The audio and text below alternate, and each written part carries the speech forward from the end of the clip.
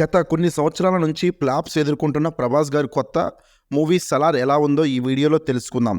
Story విషయానికి వచ్చినట్లయితే ఒక అమ్మాయి అదే శృతి హాసన్ ఇండియాకి వస్తుంది. ఆ అమ్మాయిని కొంతమంది చంపాలని అనుకుంటారు.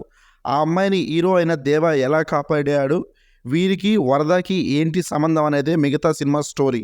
సినిమా అయితే ఒక్కొక్క సీన్ ఒక్కొక్క డైమండ్ అని చెప్పుకోవచ్చు.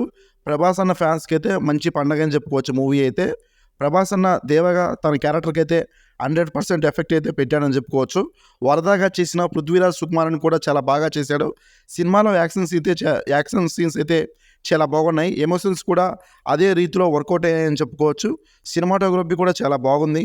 ఎడిటింగ్ సెకండ్ హాఫ్లో కొంచెం లోపాలు ఉన్నా కానీ ఎడిటింగ్ కూడా చాలా బాగుంది.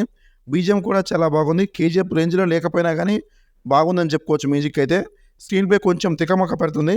మీరు కంటి రెప్పేయకుండా చూస్తే స్క్రీన్ ప్లే మంచిగా అర్థమవుతుంది. ప్రభాస్ గారిని వారి ఫ్యాన్స్ ఎలా చూడాలనుకున్నారో ప్రశాంత్ నీల్ గారు కూడా ప్రభాస్ని అదే రీతిలో చూపించాడు.